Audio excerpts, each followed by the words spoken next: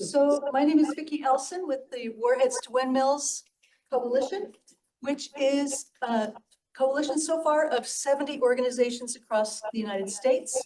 And we work very hard to work on not only abolishing nuclear weapons, but also converting the wasted resources to real climate solutions and other pressing human needs. So we have several things that we do. We pressure the profiteers, which is hugely important because they own Congress. So we went to the Deterrence Summit. We visit them with a little notice that they're breaking international law. We help students choose jobs of life rather than jobs of death in the nuclear industry. And this is one of a few books that we are putting out. There's a new one coming out soon called, have you read Nuclear War, a Scenario by Annie Patterson? Jacobson? There's a new book coming out. This is the author here. It's called Nuclear Abolition, a Scenario. So stay tuned for that. So our vision is to take the resources that are wasted on nuclear weapons. This is prehistoric PowerPoint. The resources, the brain power, the money, the infrastructure, and for heaven's sake, the international goodwill that nuclear weapons mess up, okay? And to put those into climate solutions and other pressing needs. So we call that feeding two birds with one scone. And they are not just any jobs. These are jobs of nuclear weapons death and destruction in the United States. And if we were to take those same resources and convert them to green technologies, we'd have a lot more jobs and they'd be a lot more fun, a lot more rewarding. Yeah. So there is a wonderful thing. There is a bill in Congress. And this is Eleanor Holmes Norton, who you'll be hearing from shortly, holding up the last iteration of the bill. She's been putting in similar bills since 1992 to abolish nuclear weapons. And this is Beatrice Finn with the Nobel Peace Prize, for those of you who are ICANN people. And we have some support in Congress, not enough. There's Representative Jim McGovern, who you'll also be hearing from. And so we are really encouraging everybody to talk to their members of Congress and get more sponsorship for the Norton bill. It is not something that we expect to pass anytime soon, but it's a terrific campaigning tool. And we really want to get people thinking about nuclear weapons in a different way. We don't have to live this way anymore. We can change the discussion. We don't have to have them. We could really pull together as a planet and solve our shared crises, and that is our vision. It's really important for people to hear from their own constituents, for members of Congress. And by the way, if you're wondering if we have approached our new president, we have. We said, you've said we can't use these things. Why do we have them? And you've said you want to win the Nobel Peace Prize. So we had 140 organizations sign a letter that we delivered to the White House saying, you could win the Nobel Peace Prize. You could sign the TPNW and get things rolling. And the day after we delivered that to Congress, he started talking about denuclearization. Who knows? But we thought that was nice. So I would like to turn it over to Dr. Timmon Wallis. Thank you, Tim. Okay. Thank you, Vicki. And thanks everybody for being here. We've got people online. I don't know how many. 20-ish. We were hoping to have members of Congress here in the room at the TPNW meeting. Last year, many of you who are here know we had our representative from Massachusetts, Jim McGovern, as well as one of our state representatives from Massachusetts. First time we had any representation from U.S. Elected representatives to the TPNW. We were very excited about that. We can't get them here this week because the Congress is in session And as you probably know, things are pretty crazy right now in Washington. And every Democrat is required to be ready for a vote because the Republicans only have a majority of 2. So they need everybody there ready to be in Congress. So we couldn't get them. We tried to get them to speak as they did 2 years ago in front of the steps of the Capitol building. We had a press conference. We had five members of Congress, and Vicki was there organizing that. We live streamed that to the Vienna 1 MSP. So we were hoping to do that as a fallback, and they couldn't organize that either because of all the timetabling issues. So we've got some videos from members of Congress, but welcome. But Eleanor Holmes Norton is launching her bill today as we speak, the Nuclear Weapons Abolition and Conversion Act of 2025. So that's our reason for being here. We were supposed to have press advisories about that too, but we haven't got that yet. So before we watch them on the screen, I just wanted to give a little introduction to the Norton bill for those of you who aren't so familiar with it. I don't know how many people here know all about the Norton bill already. Half. Okay, so anyway, as Vicki said, and as Eleanor Holmes Norton herself will say in a moment, she's been putting this bill in for over 30 years now, and since 2017, it has referenced the Treaty on the Prohibition of Nuclear Weapons. And so this is our bill. You want to pass out the copies of the? Well, sure. We've got, it's a very short bill. It's got 4 parts to it. First part is to direct the United States to sign the Treaty on the Prohibition of Nuclear Weapons, which we don't expect to happen right away. I mean, there's the Trump card. We don't know what that's going to look like, but we don't expect it to happen right away. But the second part, so this is just to sign the treaty. And it's really, really important for our lobbying in Congress to be able to explain to members of Congress the difference between signing a treaty and ratifying it. And for those of you who aren't so familiar with that, the United States has signed a number of treaties that they still haven't ratified, centuries later. So there is a gap between signing and ratifying. The treaty does not enter into effect until it's been ratified. So by signing, the US is not committing themselves to anything legally or morally or anything else except to the goal of the TPNW, which is to eliminate all nuclear weapons from all countries. So it's very, very important that we have this distinction, and it's in her bill. Sign the treaty, number 1. Number 2, work with the other nuclear armed nations. Now that may involve negotiations. It could involve another treaty, which some people in the US are promoting, but it's probably unlikely that there will be another treaty at this point. We have a treaty, calls for the elimination of nuclear weapons, and it provides a pathway for them to do so. But they will need to get the other nuclear armed countries on board before the US is likely to ratify it. Because once they ratify it, then they are obligated to come up with a plan for how they're going to remove and eliminate the nuclear weapons in the United States. So step 1 is to sign the treaty. Step 2 is to invite the other countries, Russia, China, North Korea, and so on, to sign the treaty as well. And we have good reasons to believe that if the US started this process within the nuclear armed countries, that other countries would join, but there's no guarantee. So there's could be a lot of work to do there.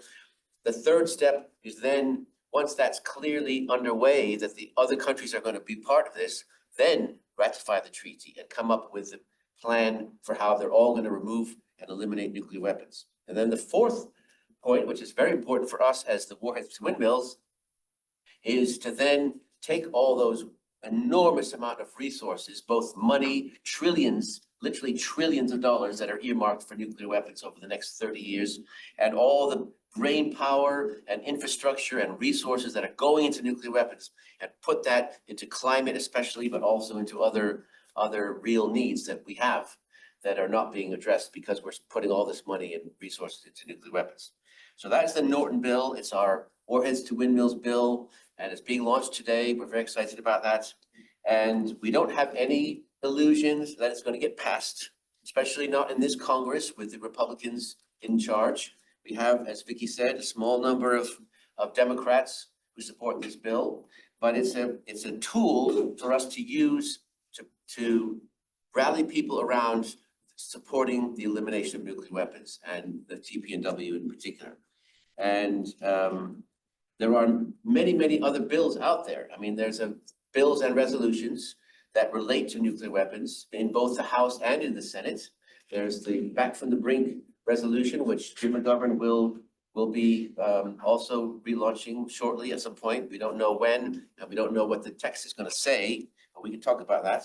But there are also other bills. There's numerous bills that are put in the Senate, mostly by Senator Markey from Massachusetts.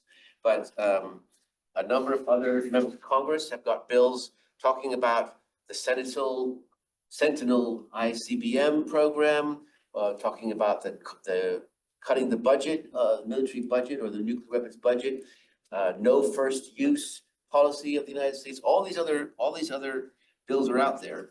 But I want to just finish by reminding everybody here about two crucial points that have come up during this week in the TPNW, in relation to the TPNW. And that is the first one.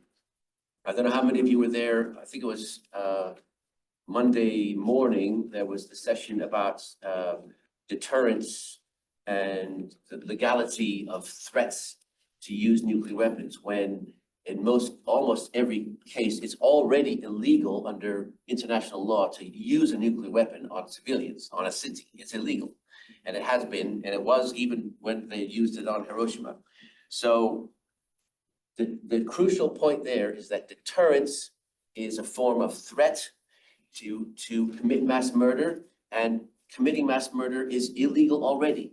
So we are particularly sensitive to bills that are in Congress that either tacitly or explicitly condone deterrence. We don't want to be condoning the concept of deterrence in any way, form, or shape.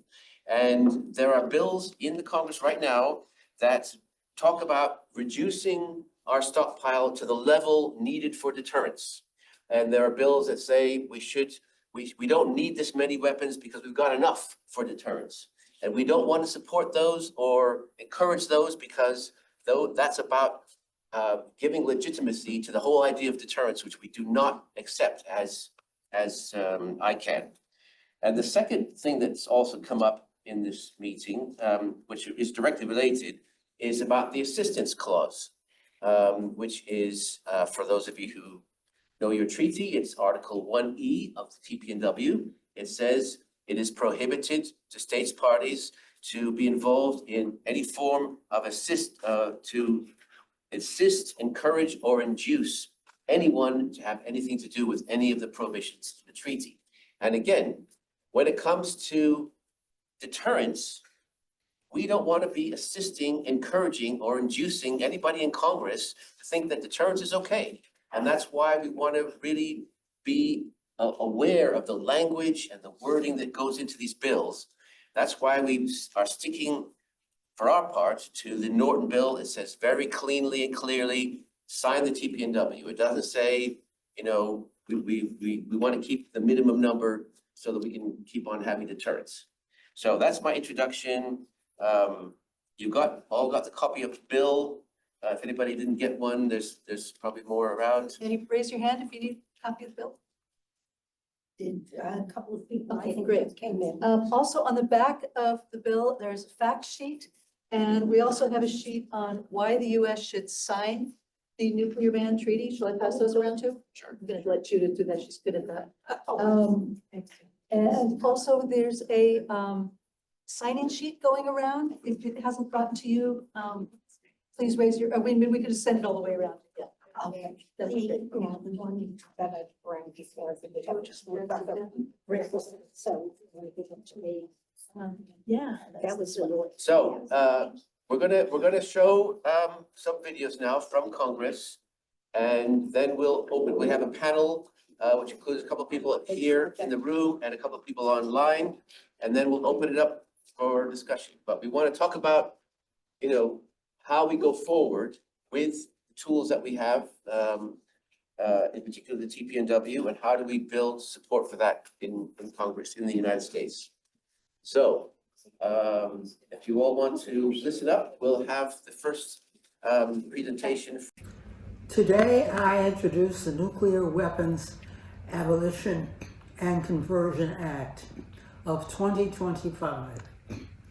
This bill would require the United States, beginning with the date that the President certifies to Congress that all countries possessing nuclear weapons have begun the verifiable and irreversible elimination of such weapons under the Treaty on the Prohibition of Nuclear Weapons Treaty to redirect resources that are being used for nuclear weapons programs to be used for addressing the climate crisis and human and infrastructure needs, such as housing, healthcare, and restoring the environment. In 1993, District of Columbia peace activists were successful in getting a ballot initiative in DC passed that called for nuclear disarmament. Since then, I have introduced a bill each Congress based on that initiative, including this bill, the 17th I have introduced. In March 2019, the DC Council passed a sense of the Council resolution urging the United States to approve the treaty.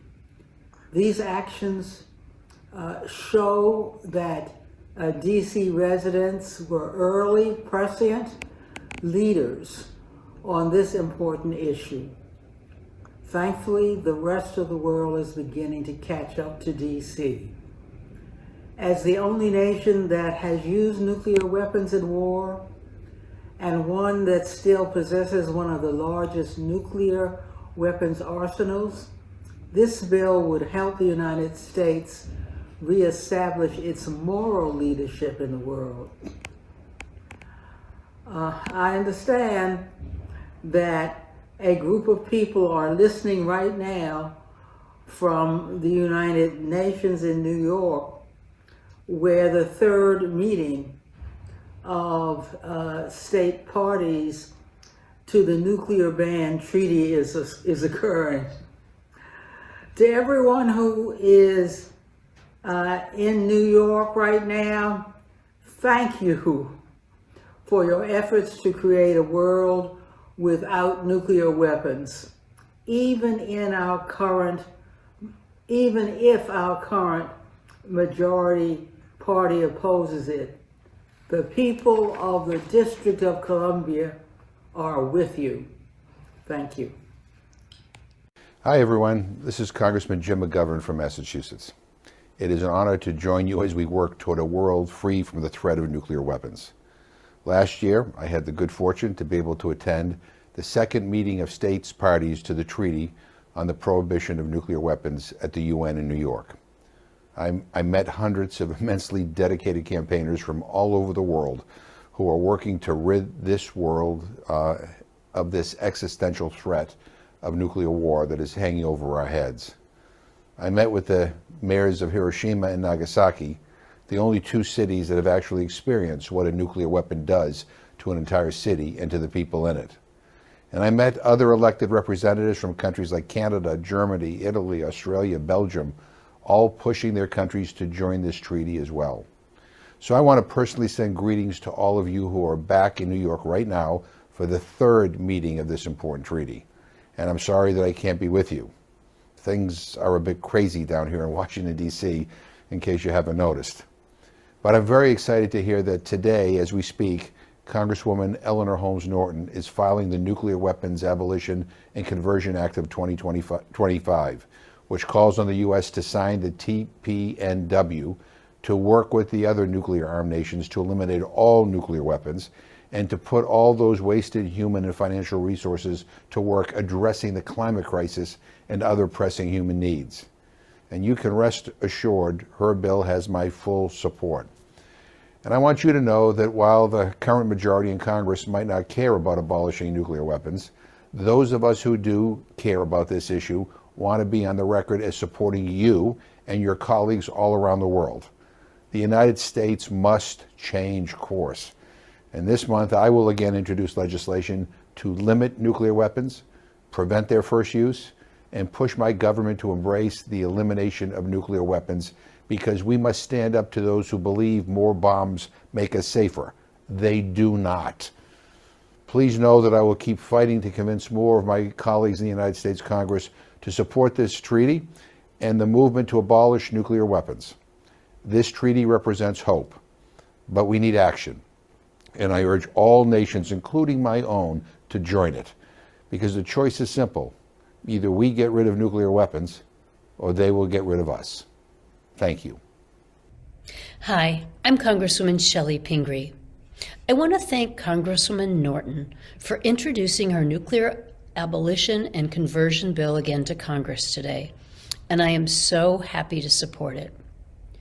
Many of my colleagues in Congress still have not even heard of the treaty on the prohibition of nuclear weapons, so it's important that this bill is before them. We in the United States need to be mindful of the commitment our government made when signing the Nuclear Non-Proliferation Treaty more than 50 years ago, to negotiate in good faith and at an early date an end to the nuclear arms race leading to nuclear disarmament. The complete elimination of our nuclear weapons must be our shared goal. And to that end, a very good first step, as proposed in the Norton bill before us today, is for the U.S. to sign the TPNW and to work with the other nuclear-armed nations to ensure that all 9 of those countries eliminate their nuclear arsenals.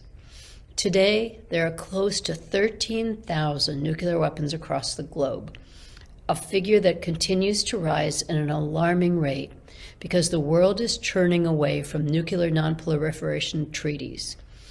9 countries currently own nuclear weapons, while 6 others have them stored within their borders. And while many of these countries are historically rational actors within the international community, countries that see nuclear weapons as the ultimate deterrent, the ever-changing state of the world today demands that we not remain complacent. Not all nuclear states are rational actors, and there is no guarantee that rational nuclear states will always remain rational. The world today is far different from what it was at the end of World War II, yet our policy towards nuclear weapons has not fundamentally changed. Now more than ever, we must pursue nuclear disarmament. Rather than bringing the world closer to disaster, let us prioritize disarmament diplomacy and make real progress to creating a safer, better world for our children, our grandchildren, and all generations to come. I want to thank Congresswoman Norton again for her bill, and I want to thank all of you watching this from the 3rd meeting of the TPNW taking place at the UN this week. Your work is vitally important to all of us. We need to eliminate nuclear weapons before they eliminate us. But we also need all those human and financial resources being wasted on nuclear weapons to instead be developing the green technologies we need to survive and thrive on this planet. Thank you. We have Archbishop Wester with us this morning. Thank you. Welcome.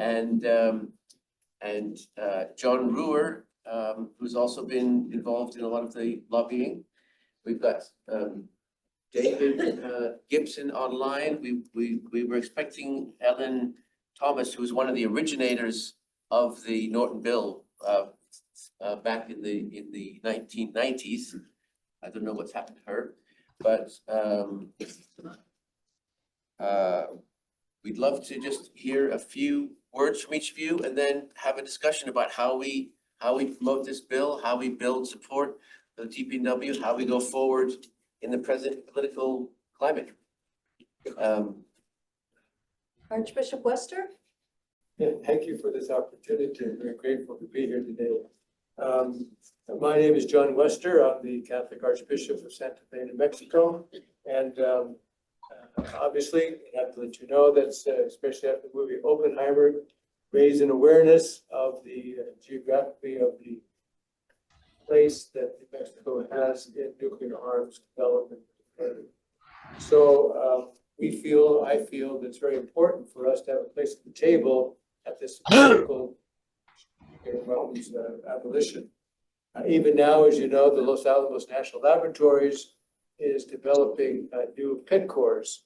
And these are it's a new design nuclear weapons. It really signals nuclear weapons forever, is what it means, which is doubling down on the nuclear arms race. And the second nuclear arms race, which is more dangerous than the first because of AI and hypersonic delivery systems, etc.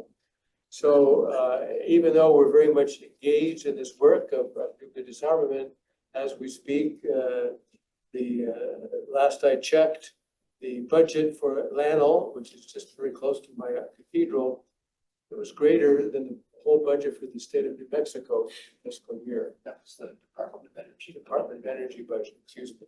So, so this is frustrating, as we all experience. It's a very difficult challenge. One way that we're addressing the challenge is that we've formed a coalition. You have heard of it, a partnership for a world without nuclear weapons. And the coalition is between the Seattle Archdiocese, my Archdiocese of Santa Fe, Hiroshima, and Nagasaki. So we'll be going to Japan again. This will be our third time for the 80th commemoration. Bishop Shirahama and Hiroshima, and Archbishop Nakamura, and Archbishop Takami in Nagasaki, and Archbishop Etch and I will be going. Cardinals Supich and Cardinal McElroy are joining us. Cardinal McElroy will be installed this coming Tuesday in Washington, D.C., and Cardinal Supich is from Chicago.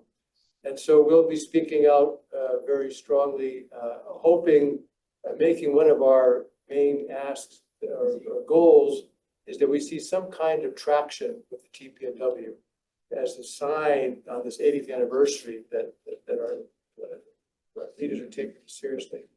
So I'm certainly very eager. I've spoken with Congresswoman McGovern twice already by telephone. I'm eager to see what advice they could give me, help, support, to get our New Mexico delegation and the U.S. Congress to be on board, which they're not right now. So any help I could get, I'd love to have it. I'm very encouraged by, yesterday we went to the mayors, the cities against nuclear weapons. I was very inspired by them and the mayors that spoke and the alderwoman. And I think that's, I'm going to go back from this week also trying to get our mayors in Santa Fe and Albuquerque, because we have Sandia Labs in Albuquerque and Los Alamos and Santa Fe, to see if these two mayors can also become part of the Council of Mayors Against Nuclear Weapons. It's going to be a tough sell, I suppose, because of those laboratories that are there. But well, why back down for the challenge, right? So thank you very much. Appreciate it. Thank you, Archbishop. John Reuer? Yeah, let me build on something that the bishop said. Hear over and over again that these weapons production, all military, but nuclear weapons included, create jobs, and we need those jobs. You're in place more than any. And this is a fallacy.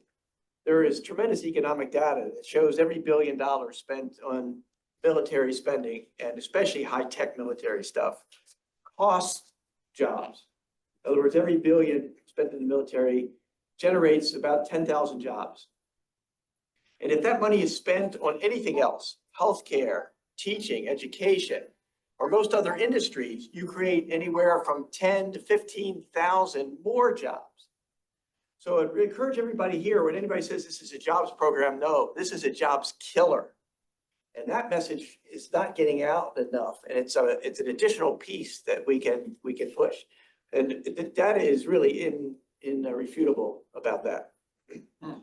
The second thing is I lobby downtown, and I'm happy to see now, I see 15 sponsors on Eleanor Holmes Norton bill. She introduced this thing for 20 years when it had 1 or 2 co-sponsors. Some years, no co-sponsors. We've got 15 now. Reminds me a little bit of William Wilberforce, right, in the anti-slavery movement in Britain. Poor guy introduces an anti-slavery bill for 30 years in a row, gets almost no support. And then in the last couple of years, it tumbles and passes. So I think we need to think hard in that we are making progress and not to give up. The third point, I think, is been around DC now, in and out, especially with really active groups like Code Pink, and have learned from many, many staffers in the offices that 10 letters from one of us is nothing compared to 10 different letters from 10 different people. And I wonder if we should maybe put a little less effort into lobbying Congress and a little more effort into lobbying our friends, our churches, our families, so that instead of me sending 10 letters in a month, I convince 25 friends to send 1 letter. That we'd be more effective, so. Yes, thank you. And again, they're hearing from their own constituents is what they really want. Although sometimes we bring constituents with us, so, and we represent, you know, other places and people, but, and the whole coalition, but we got to have a constituent with us or they won't listen. Yes. I wanted to respond to something that John said, and I don't dispute the fact that there's numerous economic studies that show that, for example, education and medical funding, et cetera, has a much higher economic multiplier than military research and development. But that's not the problem in New Mexico. And first of all, what the Archbishop was saying is that the Department of Energy spends more in the state of New Mexico than the entire state discretionary budget. So it's really extraordinary. And basically, New Mexico is a nuclear weapons colony. Sorry that I can't be real brief, but an anecdote. In 1992, I went down to see Senator Pete Domenici in his office. He was extremely powerful, Republican head of the Budget Committee. And he told me at the time, and I told him, I went down there to tell him I was suing the Los Alamos lab under the Clean Air Act, and his chief of staff jumped up and called me an environmental radical. And 5 years later, I went on to win the lawsuit. But anyway, Domenici volunteered to me that, first of all, he spent more than 50% of his time as a U.S. Senator on DOE issues in the state of New Mexico, which immediately raised in my own mind, who do you represent, New Mexicans or DOE? And he told me that he took telephone calls by his bed from lab directors. They had direct access to him. The second point he made was his main priority as a U.S. Senator was to get money to the Los Alamos and Sandia labs. And there's numerous economic studies showing that non-military programs have far higher economic multipliers, beneficial multipliers. But that's not the problem in New Mexico. The problem is that New Mexico is a nuclear weapons colony. It is a politically weak state, except for nuclear weapons programs. And the New Mexican congressional delegation is all about the nuclear pork. So that's the scene in New Mexico, and how we break it. This actually, I've been an activist for 35 years, and I regard this as my single biggest problem is jobs, jobs, jobs. And I don't have a silver bullet for it. So, but if you do, and I wish I had an economist in my back pocket. I need one. May I respond to that? Yes, certainly. Would you kindly introduce yourself as well? Jay Coghlan Oh, yes, of course. with Nuclear Watch New Mexico. But before we get into Yeah, we have more people then on we our can come back. panel. I understand that we've got David Gibson online, and we also have Ellen Thomas by audio only. So David, what would you like to share? Well, first of all, you have David Gibson and Princess here. And she hates nuclear weapons. So one thing about this issue of job creation, one of the jobs that are created by the nuclear weapon spending are congressional jobs. So that's something to keep in mind. A lot of, I read somewhere that military contractors have, if you compare grassroots lobbyists to military contractor lobbyists, there's something to the effect of 100-1 in favor of military contractor lobbyists. So that's one of the hurdles we have to get over. There's a lot more of them on the Hill than there are of us. On the other hand, there's a lot more grassroots people on our side, and mobilizing them, of course, is the key. Now, I may say some things that may seem obvious or that you may already know, but I think it's important to keep in mind that when we're talking about lobbying, what we're really talking about is negotiations. We are in negotiations with people in power who have the ability to change the policies we want changed, and we need to make it to their advantage if we're going to get them to do what we want. The issue of sending letters and having communications with them that is not supported by constituents is very critical to all this. I'm going to tell you a quick story. When after the invasion of Ukraine, we met with our Senator Casey, who's no longer in office. We had 5 or 6 people representing a few different organizations. We had a really good conversation. They agreed with a lot of our points. And then at the end of the meeting, they said something to us that made me almost fall out of my chair. They said, we're happy we had this meeting with you because we never hear about these issues from any of our constituents. So that just shocked me. So the next meeting we had something like 10 or 15 people from different organizations, and we brought constituents into the room, and then we felt like we were getting somewhere. Unfortunately, he's no longer in office. We have to start all over with a new Republican senator, which brings me to my next point. And I think Timmon mentioned this before, don't expect to have a lot of legislative victories in the next 2 years. But keeping in mind that this is a negotiation that we're talking about, the lobbying still is very important because we need to build a case with each congressperson that we can reach, why it's to their advantage to support our issue, because the day will come when it will be to their advantage to support our issue. We are going to have to turn to other tactics, though. Things like being in the streets, things like massive letter writing and phone calls. Although letter writing, frankly, is not as useful as it used to be because letters don't reach Congress people. You have to send them to the local office. They oftentimes don't see them. Rule of thumb in lobbying, the closer you can get to the decision maker, the better. So phone calls are good. Get people the phone. Every time we set up a lobby visit, we always have people phoning from the district beforehand, so that when we walk in the room, we know that they've been hearing from people. That really matters. Also building coalitions. Again, this is probably obvious to you all, but we're working really hard to bring environmentalists into the room and healthcare people into the room because, these people, they expect this out of us, right? And so building those coalitions and finding ways to do that. And I heard it mentioned, I don't know if I heard it mentioned here or somewhere else in the past few days, but showing up to other people's things is real important if you want them to show up to yours. So if we really want Congress to sign on to a treaty on the prohibition of nuclear weapons, we need to get people in other movements to support that.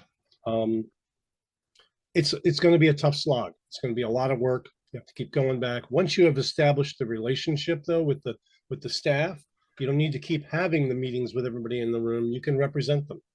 We have a great relationship with senators, staff at Senator Fetterman's office. He's good on some issues. He's really bad on others.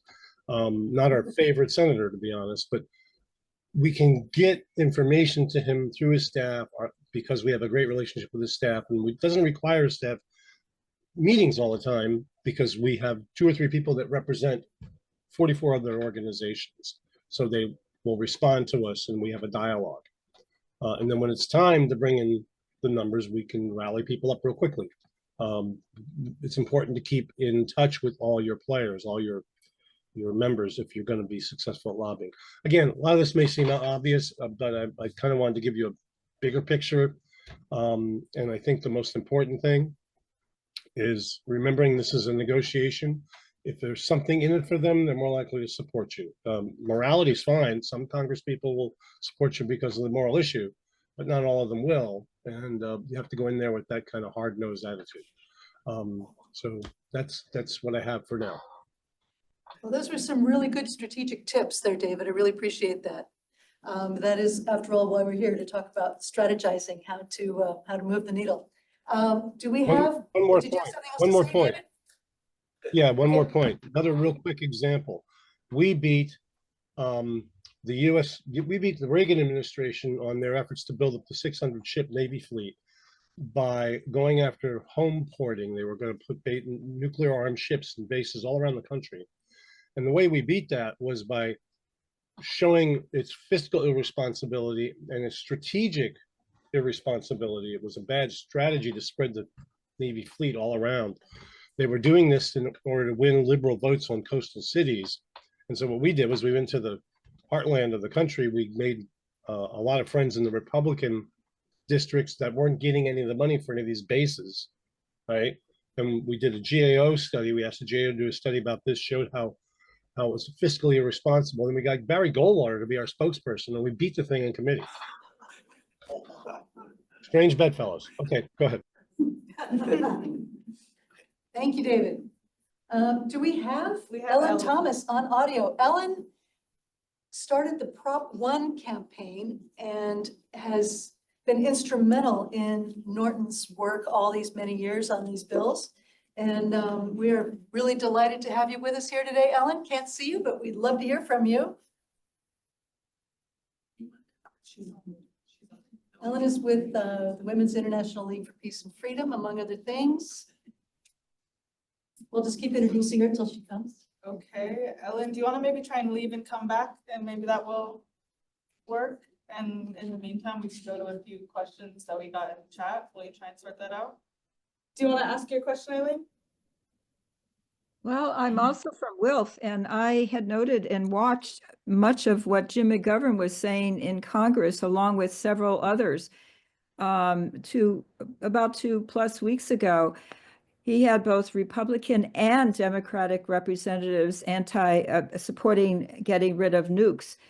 The ability of Wilf, which has Wilfers in at least 45 states, to contact representatives who are even on the other side of the aisle, would be, if I knew their names, I could contact the people in the appropriate states to see if they are willing to write to their senators, whoever has spoken up, basically. That's one thing. I had a question that really bothered me, which was about Jay Coghlan, pardon me the mispronunciations. He was talking about the man who is responsible more to the Los Alamos.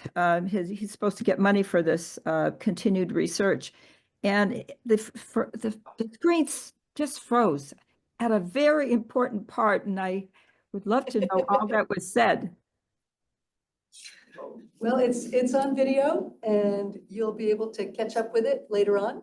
I don't think everybody's screen froze at that moment, so we'll do our best.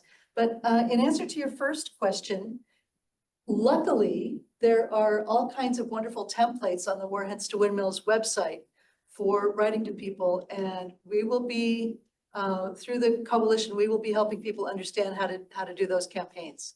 So just getting revved up. Stick around and that will become apparent. Tim, do you want to say more about that? About the templates and everything on the website? Well, I think you covered it. Yeah, okay. So do we have? Ellen is back. I'm not sure if the audio is going to work. She posted her comments in the chat just now. Ellen did. All right, in Ellen's lieu, I'll read her comments in the chat. Okay, speak loud. Okay. She's apologizing, obviously, for these technical difficulties, but we're making it work. What she just wanted to say is that she was part of the team that brought the voter initiative to Washington. She was part of the team that brought the voter initiative to Washington, D.C. in 1993. which required the mayor to tell the delegate that the majority of voters in DC wanted her to introduce this legislation, which she did. And has done so in every session since 1994. And she's highly recommending using local voter initiatives as a tactic going forward. Local voter initiatives, great, thank you. Jay, would you like to just tell us the name of the person who was giving more money to This the was- nukes than to the? It was Republican Senator Pete Domenici, and at the time, he was chair of Senate Budget Committee, so he was extremely powerful. Okay, you can look up that history. Yep. Thank you. That's from about 20 years ago. Okay, thank you, Jen. Okay, do we have, No more on there, but let's open it up to. all righty. More questions, please. Yes, Joanne. I wonder, first I have a question. Is there the House bill number yet for? Oh, good question. Is there? Nope, there's no number yet. She just introduced didn't it. know it. She just- While we're talking, she's put it in, so we'll get the number tomorrow.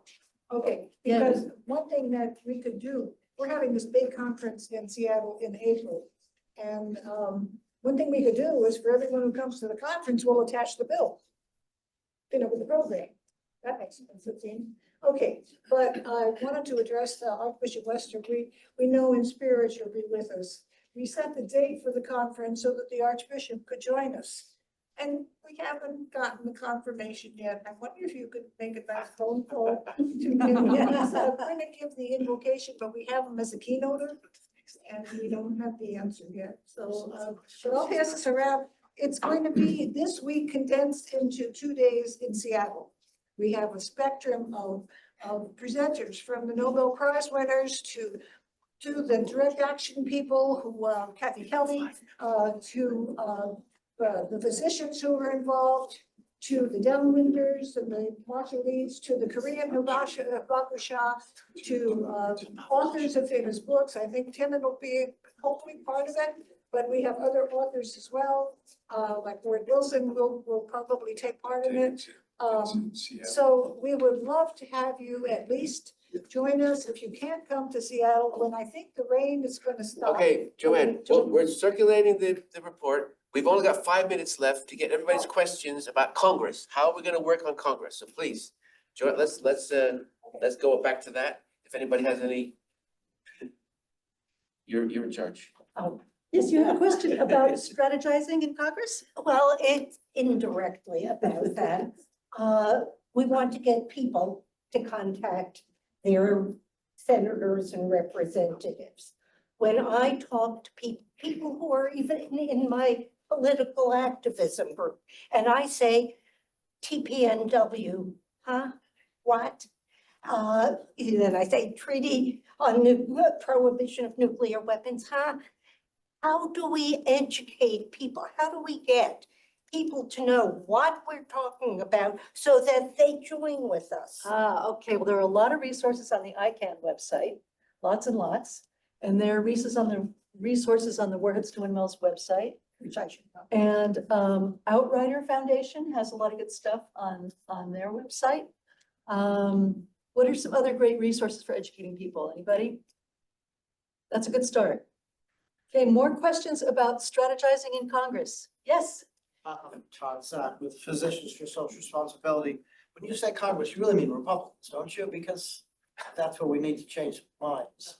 Yeah. And if that's so, some of the strategies I'm hearing sound counterproductive. For example, to argue that we're going to spend $1 billion on renewable energy instead of weapons, well, Republicans aren't interested in that. And it almost is counterproductive. I wonder if we should talk more about cutting the deficit and other arguments. These sound too progressive for the Congress Let people Tim we answer need to that question. persuade. It's a good question. David has Okay, David, did you wanna take that, David? Yeah, I think we're at a space right now where, in terms of building a negotiation with these Republicans, they're not going to listen to us. I don't think there's anything we can put on the table in terms of facts and figures that are going to win them over. It needs to be a political cost for them. And that means shifting our tactics right now, as far as Republicans go, with being in the streets, bringing in these other people and these other constituencies and letting them see that they're not only mad about cuts to Medicaid, they're mad about seeing the world being blown up, you know? We need to reach, our lobbying really, as somebody else in the room said, needs to be with constituents right now and bringing those people out and putting the Republicans on the hot seat. That's where we're at. This Republican Party is not going to respond to rational arguments, not right now. We need to give them, make it a political cost. We need to be meeting with the Democrats the way we normally do. Yep, keep building the momentum.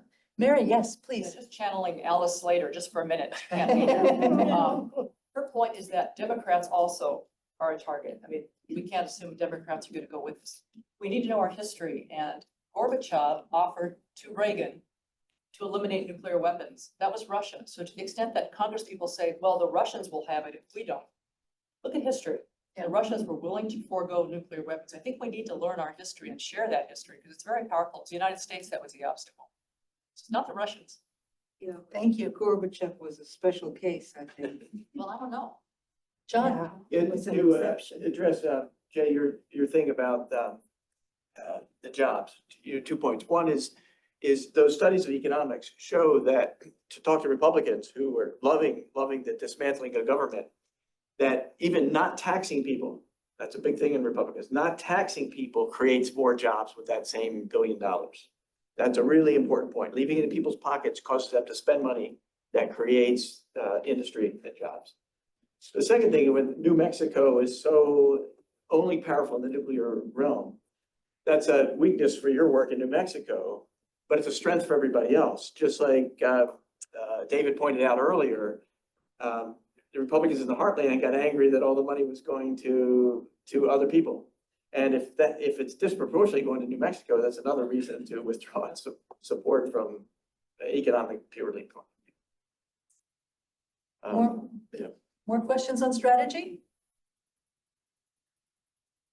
Okay, and if not, I'll just add one thing, which is also a plug for the next event, because it's already 2:30. But just to say, in regards to targeting Republicans and the strategy and so on, you know, what we have found and what was found in the 1980s, exactly the same, is that we are not going to make progress in Congress until we target the companies that are responsible for these weapons and that have such inordinate control over our members of Congress, like you were saying. I mean, these companies are making 1,000 or even 10,000% return on investment by spending millions on lobbying and re-election campaigns and so on, and then they get these gigantic contracts worth billions. I mean, there's literally trillions of dollars being earmarked for these companies to make nuclear weapons. It's a huge, lucrative industry, and they use that money, a small part of it, to make sure that that gravy train keeps rolling. So we've got to put pressure on the companies, and we have tools for doing that. The TPNW is a hugely powerful tool that we have to help put pressure on the companies from around the world as well as from in the US. But we're going to have a side event tomorrow on these tools, on divestment, boycotts, stigmatizing the companies, trying to put pressure on them so that they are the ones that channel our need to get rid of nuclear weapons and start talking about saving their companies by moving away from nuclear weapons. So that's our strategy in the bigger picture, because, you know, getting members, Republicans in this Congress to think about anything is much more difficult. So I think we need to wrap up, I guess. But thank you all. Yeah, you got one final comment? Yeah, I don't like dealing in abstracts, and I play to win. I like to litigate for one thing. So I like achieving concrete things.